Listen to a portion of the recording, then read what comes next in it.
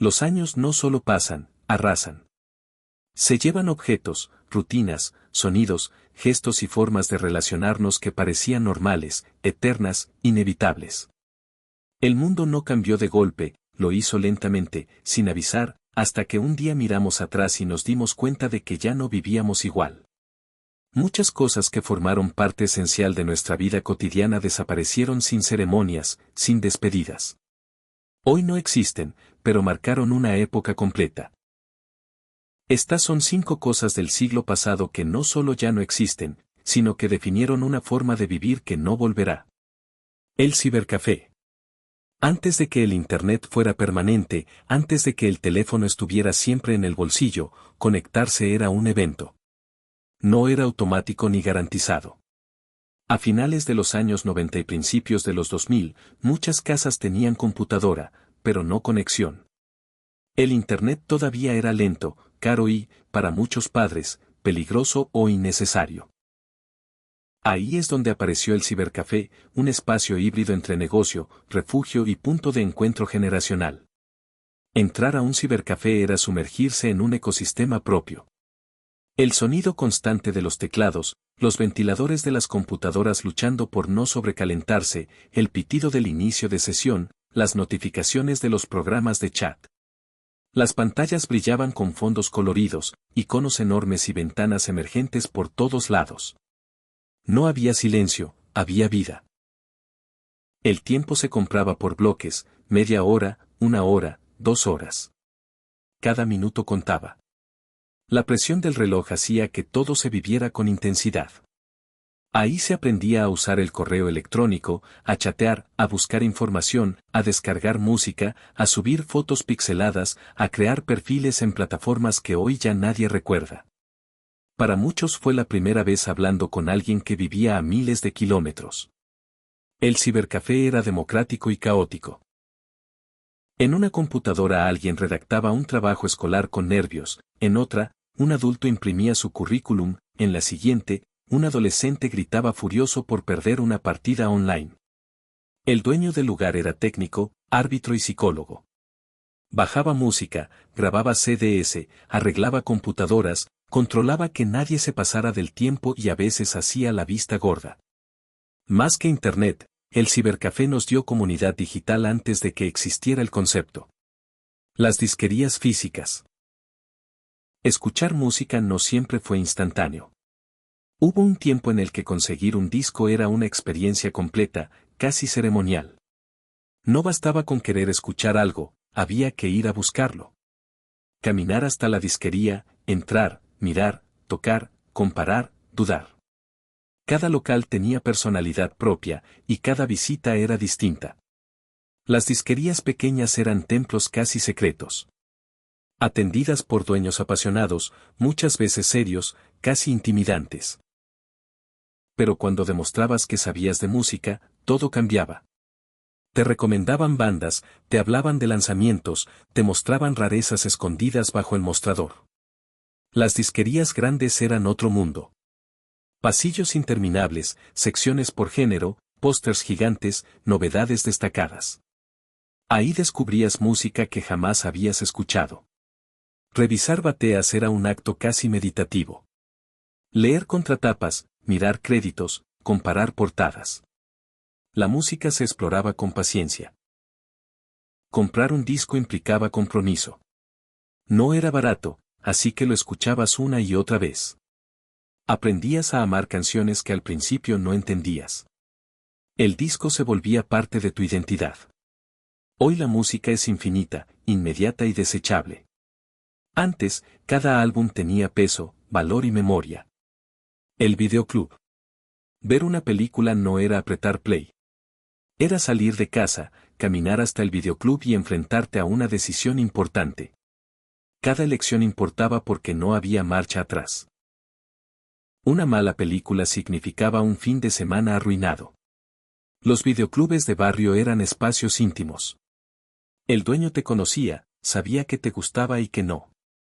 Te recomendaba joyas olvidadas, clásicos escondidos, películas que jamás habrías elegido por tu cuenta.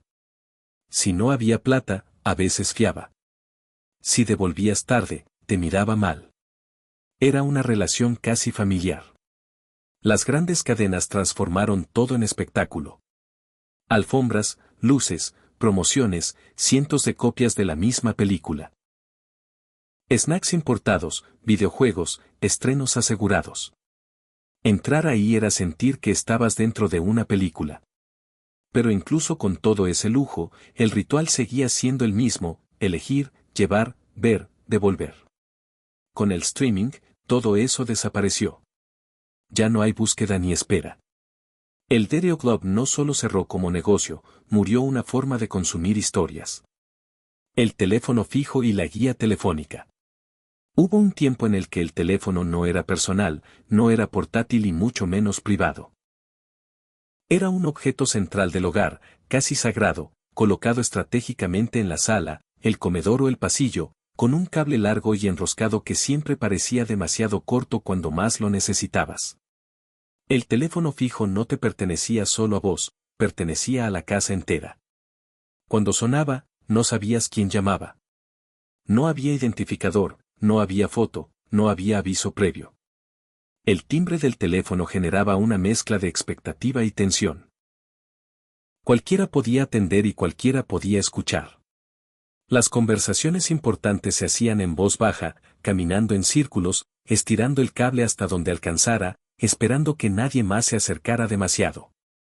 La guía telefónica era el complemento inevitable. Un libro grueso, pesado, que llegaba una vez al año y se dejaba siempre cerca del teléfono. Ahí estaba todo el mundo. Nombres completos, números, direcciones exactas, pisos, departamentos. Hoy sería impensable, pero en ese entonces era normal. Si querías encontrar a alguien, buscabas su apellido y listo. No había filtros ni privacidad. Aprenderse números de memoria era obligatorio. Amigos, familiares, la casa de la chica que te gustaba. Marcabas despacio, con cuidado de no equivocarte porque volver a empezar era una tortura. Y cuando llamabas a alguien que te importaba, el verdadero miedo no era que no quisiera hablar con vos, sino que atendiera a otra persona. El padre. La madre. Un hermano mayor. Ese silencio incómodo antes de pedir puede salir. El teléfono fijo también enseñó paciencia. Si no atendían, no había alternativa. No dejabas mensaje instantáneo. O probabas más tarde o te resignabas. Por eso existía el contestador automático, primero con cassette, luego digital. Llegar a casa y escuchar un mensaje era un momento cargado de emoción. Podía cambiarte el día. Incluso había números especiales que todos conocían. El número de la hora exacta. El de información. El de emergencias. Marcar esos números era parte del día a día. Hoy todo eso vive en una pantalla. Antes vivía en la memoria. El teléfono fijo no era solo tecnología, era una escuela emocional. Te enseñaba a esperar, a hablar, a animarte, a asumir consecuencias. Algo que hoy casi no existe. Jugar en la calle. Antes de que la infancia se mudara al interior de las casas, la calle era el territorio natural de los chicos. No había planificación ni avisos previos. Bastaba con salir y mirar alrededor. Siempre había alguien. Siempre había juego. Siempre había movimiento. Salir a jugar era un acto simple y poderoso. Un grito rápido avisando que te ibas y listo. No hacía falta decir dónde ni con quién. El barrio era conocido, compartido, casi familiar. Las veredas eran canchas, las esquinas eran puntos de encuentro, los terrenos baldíos eran selvas, fortalezas o mundos desconocidos. Los juegos no necesitaban instrucciones ni pantallas. La imaginación hacía todo el trabajo. Una pelota gastada alcanzaba para horas. Una bicicleta se transformaba en nave, moto o caballo. Un árbol era una torre que había que conquistar. Cada caída dejaba una marca, cada raspón era una medalla. El tiempo se medía de otra forma. No por relojes ni alarmas, sino por la luz del día. Mientras hubiera sol, había juego. El regreso estaba marcado por el cansancio, el hambre o el llamado lejano de una madre desde la ventana. Volver transpirado, sucio y agotado era señal de que el día había valido la pena. No había adultos organizando todo. Las reglas se negociaban entre chicos. Se discutían, se rompían y se volvían a crear. Aprendíamos a convivir, a perder, a ganar, a enojarnos y reconciliarnos sin intermediarios. Era una educación emocional sin manual. El verano era libertad absoluta. Vacaciones eternas, días largos, exploraciones sin rumbo. Se caminaba, se pedaleaba, se inventaban aventuras donde no había nada. Y lo más importante, no había registro. Nadie grababa, nadie subía nada. Los recuerdos vivían solo en la cabeza. Hoy la infancia es distinta. Más protegida, más controlada, más silenciosa. Pero quienes crecieron jugando en la calle saben que ahí se formó algo irrepetible. Un tipo de libertad que no se puede descargar ni actualizar.